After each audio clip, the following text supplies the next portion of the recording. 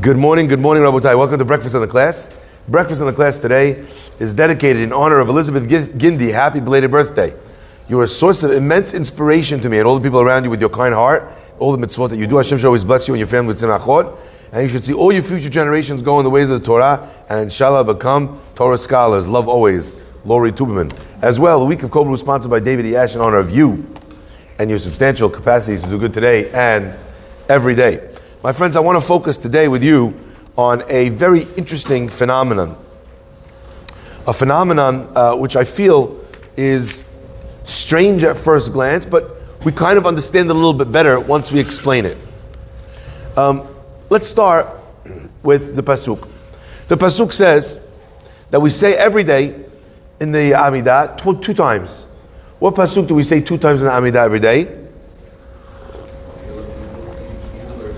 Very good. What does that mean?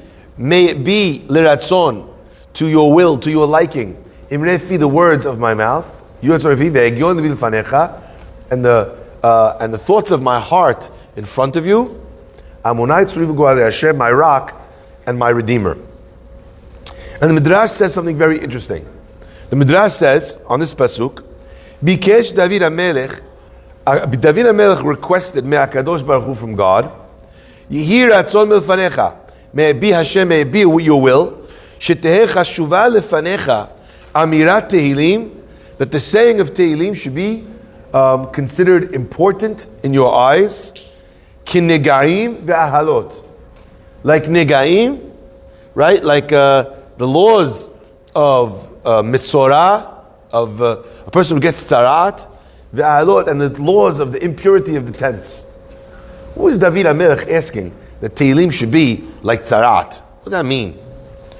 And the Meshech Chochmah gives a incredible explanation. He says, to imagine someone who has a nega, they're trying to get rid of it. So the way you get rid of it is you go through the procedure where first it's identified as tzarat. It's tahor, declared tahor or tameh. Then they lock the guy up for 7 days, he's in quarantine. After he's in quarantine for 7 days, they check the nega again. Did it spread? Did it not spread? So the person needs to be declared tahor or tameh. Let's say he's declared tameh, he's locked up. After the locked up process, there's a thing he does where it goes away. And then the person is declared tahor at the end of it, right? But the process needs to be gone through. Anyway, the guy, he looks at himself, he doesn't know what's going on. He goes to the Kohen. Vira'ah ha-Kohen et ha-nega. And the Kohen sees the nega tzarat. And then the Kohen makes a declaration as to what it is or what it isn't. And then the guy could go be on his way, could get on with his life. What happens, as an example, the guy lives in a city with no Kohen. He goes to a big Talmid Chacham, Rabbi knows all the halachot of tzarat. Guy knows all the halachot of the whole Torah. Biggest Torah genius in 1,000 years. He says, what is this? The guy says it's tahor. Does the rabbi's declaration matter a kihuzeh whatsoever? Not at all. The guy says, look, I can't believe it, Rabbi. You're telling me you can't help me? He says, no. He goes, but you know what it is. He says, I know what it is, but I don't have the power to declare it. So he says, what should we do? He says, let's go find the Kohen. He says, what? There's no Kohen in this neighborhood that knows any of the halachot. He says, no, look, no worries. Go get me a phone book. Guy gets him a phone book. He looks in the phone book. He finds, he finds Cohen. What's the guy's first name? Skylar Cohen. Okay? Yani. You understand where I'm going? Ada is, what's it called? I don't even know what other names he would have, which would indicate that he was named by a millennial parent. Okay? I apologize in advance to any Skylar Cohens out there. Ada's like, unfollow. Yeah, the guy, Skylar, he never went to yeshiva. He doesn't know. He calls him, not home. Next Cohen on the phone book, he calls, not home. Third Cohen, he calls the phone book, picks up the phone. He says, hello, are you Jewish? The guy says, yes. He goes, I think. He goes, Ma, are we Jewish? Mommy says, yeah, we're Jewish. He goes, Dad? The guy, Rabbi is asking if Dad was a Cohen. Yeah, Dad was a Cohen. That's why your last name is Cohen, kid. Rabbi wants to make an appointment. Ask him if he wants money. Rabbi, I don't want money. Comes to the house, knocks on the door. He says, can I see who your father is, your mother is? Kosher marriage. Okay, Azaku Baruch. He brings the Torah with him. Sits down with, I forgot what the next millennial child name would be. You know, whatever it is. I'm looking to you guys when none of you wants to get in trouble. You leave me out to dry, okay? Looks at the guy and he says, sit down over here. He tells the guy, look at this guy's arm. He sees the guy has a nega tarat. It's darker. The skin, the se'ar hafach lavan. He says, what am I looking at? He says, you're looking at a nega tarat. The kid says, what's that? He says, it don't matter. He says, repeat after me. Tahor. The kid says, what does that mean? He says, just say what I'm saying. Tahor. Kid says, tahor. Halacha is guy's tahor. Repeat after me. Tameh. The kid has no clue what's happening. No idea what he's looking at. He's just repeating the words the rabbi said to him. Halacha is tameh. Meshech Chochmah explains that that's what David HaMelech was asking for. Let it be that the saying of the Tehillim should be chashuva, counted, kinegaim. How many people read Tehillim, they have no idea what half of the words mean? And they're just reading. So how important could it be? How powerful could the Tehillim be? David HaMelech says, Hashem, please count it like negaim. Where this guy who has no idea what he's saying is making something tameh and making something tahor with his words. The question, my friends, is why is it that David HaMelech was asking for this? It's a strange thing to request, isn't it? Let this random saying, word that's being expressed, let it come, let it be counted as if the person understood, knew, just like negaim. Let it have an effect without my understanding. Why would David HaMelech ask for that? And I think there's something very powerful here under the surface. And we'll deal with it in two stages. First, I want to explain the answer in negaim, and then I want to explain the answer in Tehillim. You know why in negaim there's a reality where the Kohen, who doesn't have any clue what he's saying, could make you tahor and make you tameh with his words? And why the Talmid Chacham, who knows exactly what this is, who's telling the Kohen what to say, his tahor and his tameh doesn't matter? My friend, is midah kineged midah. Our rabbis tell us that the way a person gets tzarat is from Lashon Hara. And isn't that how Lashon Hara works? That a person who has no idea what they're talking about says tahor, says tameh, and all of a sudden this person is tahor or tameh. Why? Because some dib who had no idea what he was talking about said that he's tahor, said he's tameh. This guy is not honest. All of a sudden everyone in the community, not honest. This guy, you don't know, this family, bad people, stay away. He knows nothing. I heard from a friend who knew with the other person who went out with the girl 6 years ago. That's the quality of his information. He knows nothing. But the way Lashon Hara works and spreads is by people who know nothing expressing an opinion and people buying it. So the antidote to Lashon Hara is the same as the poison of Lashon Hara. Hashem says, I want you to understand, you want to be healed from the sickness called Lashon Hara? The only way you're healed is if you recognize the evil, the danger in what it is that you did. You spread Lashon Hara about someone. Now let me ask you a question. You hear Lashon Hara, in the Bet Knesset, someone says something to you.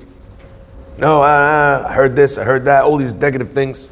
Comes along the Talmid Chacham, and Talmid Chacham says, listen, I know the family, they're good people. I think you should go out. Rabbi, pass. You don't know, I was at the Mazeh last week, and over Lach Majin, we slaughtered the whole family. So it's Tehiyat HaMetim at this stage. Sometimes even the Talmid Chacham, who knows exactly what he's saying, his words to say tahor are irrelevant. and a person's popular and they have enough money and they have enough power and they have enough whatever, when the rabbi says tameh, he has no power to say tameh. What that means is when it comes to lashon hara, to the understanding of the way we look at people, not all sources of information are equal. And we live today in a world which is exemplifying this more and more and more. You're being told what to think about things all the time. People are creating trends in fashion, in the way we think, in the way we act. And what made that person an expert? Because they have X amount of followers? Because they shot a movie? This guy's a basketball player, so now he gets the comment on moral issues? Because he's able to take a ball, jump high enough to put it in a hoop. Now the guy's Aristotle? Right? He should have the least of an opportunity because he was spending all the time when he was supposed to be studying on the basketball court. That's how we got to where he is today. So he is an expert in ball handling, an expert in dunking, an expert in zone defense.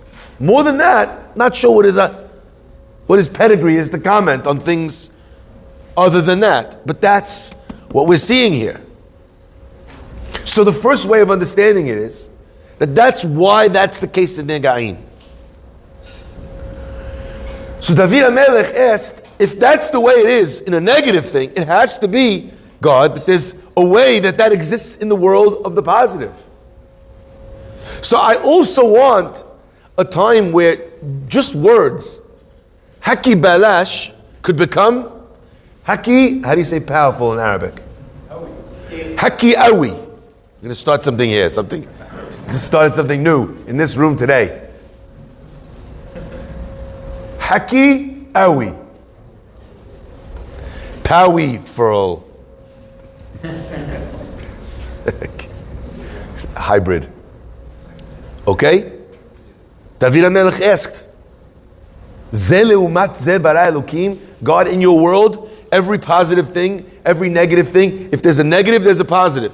If there's a positive, there's a negative. There are opposing forces in the world. So says David HaMelech, if there is negative speech that comes without understanding, which could ruin someone's life, it has to be that there's positive speech without understanding, which could save someone's life. So you have a Tehillim group. People don't know even which way to hold the Tehillim, upside down, like this. But on WhatsApp, they say, I'm going to read 3 chapters. They're reading Maskil, Le David. What does Maskil mean? I don't know. What is Le David? Oh, that says Le David. I thought it said Le Dud. It's talking about the Dud Shemesh on the roof. Doesn't matter. The words are said in Tehillim without any understanding. David HaMelech elicits a promise from HaKadosh Baruch Hu. You don't need to. Is it more powerful if you understand it? 1,000 times more. Worth reading in English. Yes. But even if you don't. But I think there's a deeper reason why David HaMelech asked that specifically Tehillim should count even though you don't understand what you're saying.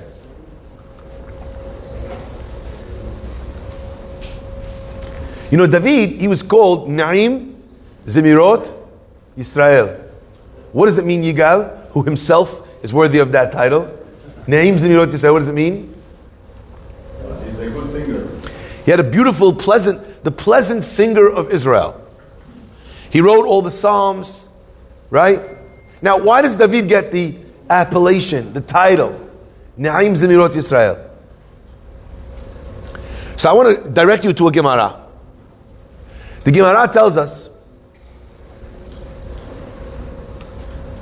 that there was a non-Jewish king.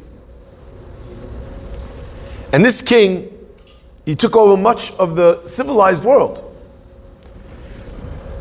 But he recognized that the power that he had came from God. And he was singing Shirah. And that was a very damning thing, that he's singing songs of praise to God, because you had other Jewish kings that didn't do that.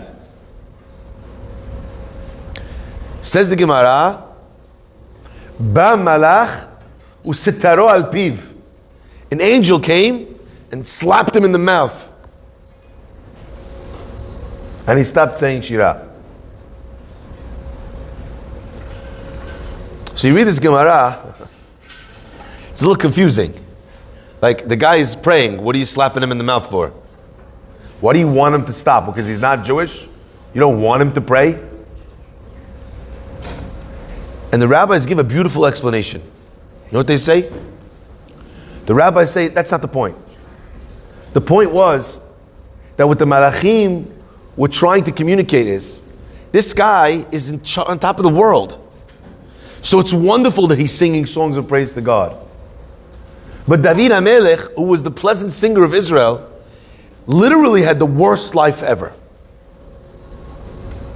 From the time he was young, they questioned his lineage. They used to call him a mamzer. He was cast out by his brothers, separated from the family. No one could believe he would be anything. Finally, he moves. We know the whole story with Goliath. King Shaul promises that the person who kills Goliath is going to get to marry his daughter. David HaMelech steps forward. That's it. This is where the story turns. You can even hear in the background the music starts playing. Dun, dun, dun, dun, dun, dun, dun, dun, dun, dun, dun, dun, dun, dun. He kills Goliath. Dun, dun, dun. With a slingshot, even rhymes. Dun, dun, dun, dun, dun. He gets the girl and becomes the king. Incorrect. Shaul HaMelech reneges on his deal.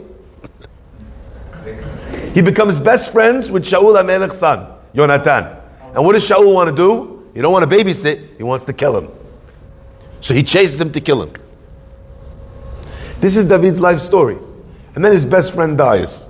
How's it going so far? Sounds like a good life? He has people chasing him, killing him. Finally, he becomes the king. He actually becomes the king. And his entire kingdom is beset by people trying to chuck him off the throne. And the worst part is, half the people trying to chuck him off the throne and kill him are his own children. Avshalom, Adoniyahu. Does it get worse? Does it get worse? He makes a mistake, David HaMelech. He causes a massive plague in Am Yisrael. That's the whole concept of the 100 berachot. Counting. He instituted berachot to countermand that. But he counted the Jews instead of using with the coin. He lived the most difficult life. There comes a point where it's so bad, where he's on the run from his own son Avshalom. And where does he go to be saved from his son? To his arch enemy. Le David b'shanoto et ta'amo lefnei Avimelech. What does that mean? Anyone know? B'shanoto et ta'amo. He went to Avimelech, who was the king of the Philistines, who he spent his life fighting against. And they would have killed him. So what does David have to do in order to not be killed by the Philistine king? B'shanoto et ta'amo. He starts acting like he's like he lost his mind, like he was mentally insane. The guy from the king, he's now sketching as if he's a mental hospital patient, just to save his life. You know why? Because he can't go home, because his own kid will kill him. The worst life in the world. And what does the pasuk say? He's writing Tehillim, Le David b'shanoto et ta'amo lefnei Avimelech, vayigarshehu vayelach. It's the most beautiful thing in the world, that someone does not lose their faith, even in the most difficult of times. David HaMelech said to God, it's only fair. I composed Tehillim when I could not understand where you were. I praised you when I did not understand your ways. It has to be that my children, my grandchildren, and Am Yisrael, when they read Tehillim and they don't understand, that it counts, because I don't understand and they don't understand. And that's what makes him Neim Zemirot Yisrael. He's the pleasant singer of Am Yisrael, because he sings songs that you don't have to get in order for them to be powerful. You don't need to understand them. My friends, let's come full circle. Negat Zarat happens because a person misuses their language, because they don't think. And when they don't think, what happens? You could cause tons of damage. And we want to illustrate that to you by showing you that a Kohen Am Haaretz who has no idea what he's talking about could make you tahor or tameh. And a person who is actually a respected opinion, Nobody's listening to him. Doesn't work. The antidote to that, my friends, the antidote to that is Tehillim. Is to recognize here, and this is the point I'm trying to make, that to do positive things sometimes, you don't need to know too much.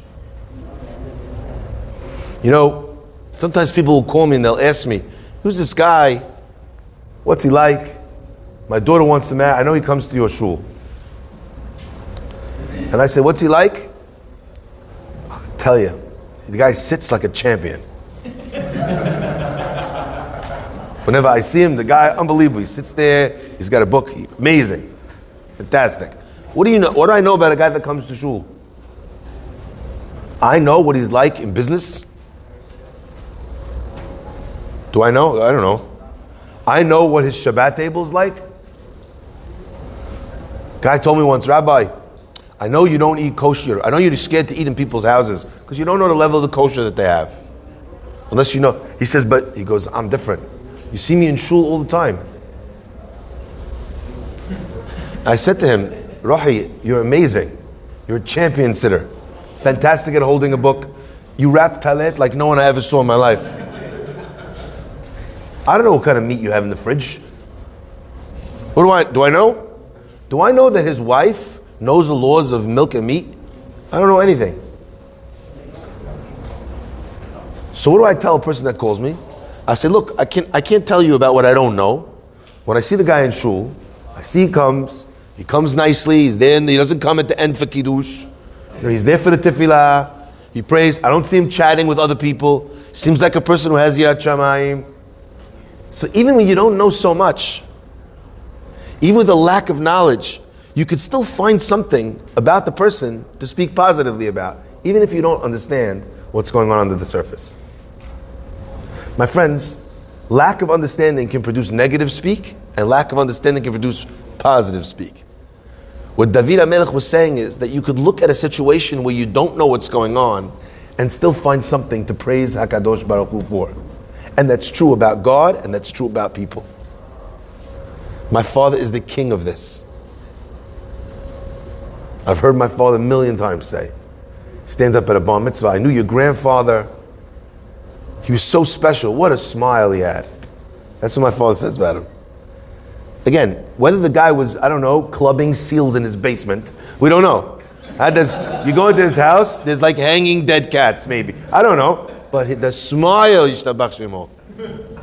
Right? You don't have to know too much about someone to know or to notice something positive. Yeah? I think that's a beautiful lesson. And I think that when people actually take this lesson to heart and they start speaking that way, it provides and it makes the most beautiful environment. And I'll end with this. I always say this when it comes to this issue. I remember going to PTA once, parents, teachers in school.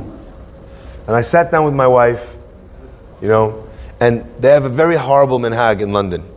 I don't know if it's in all the schools, but in some of the schools. And the horrible minhag is that you take your children to parents, teachers' evenings. Isn't that awful? I think I only realized how awful it is afterwards. Like they have to give all this stuff in front of the child. She doesn't listen, or she talks too much, or the kid is like I don't feel like they don't need to be there for that. We could deal with that later. Either way, I'm sure there's other merits to it as well. Anyway, so I'm sitting there, and the teacher's like, the daughter, she disrupts the class. She's always talking, and she doesn't turn in the homework like this, and there's this time, with this time she did that, and one time, anyway, so she's sitting, she's giving me 20 minutes bashing my child, in front of my child.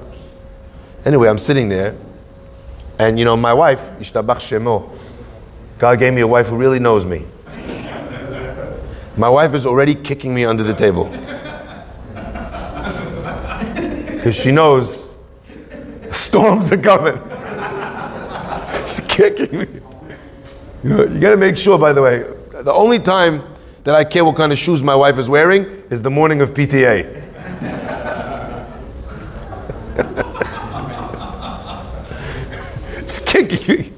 So I leaned in, with my best smiling face, and I said, are you finished? She says, yeah. I said, so you're teaching my daughter for 6 months, now since the beginning of the year, yes.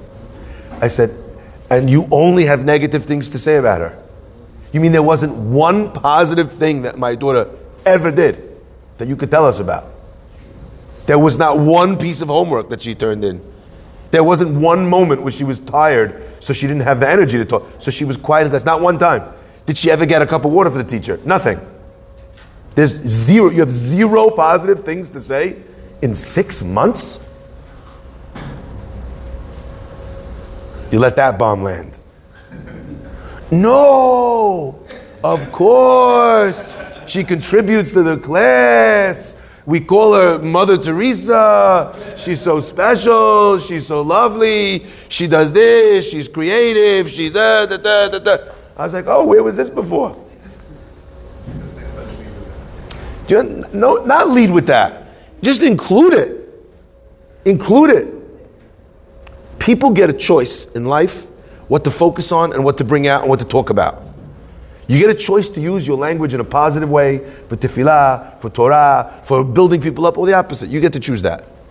And a lot of times you don't really know what's going on behind closed doors. In fact, almost always you don't know what's going on behind closed doors. So find the guy's smile. The guy's a champion sitter. Someone he has no positive qualities. You know what? You're amazing at Kiddush. Baruch Hashem, we have less leftovers because of you. Find something. Find something. If you dedicate your life to doing this in your environments, then HaKadosh Baruch Hu ensures not only that your surroundings are nicer practically because you're in a positive mindset, and the people are happier because they feel that you see them in a positive light, but Borei Olam also rewards those positive words. May Hashem bless us always to have the reward of those beautiful words in our world. Haki? No. Haki? Awi.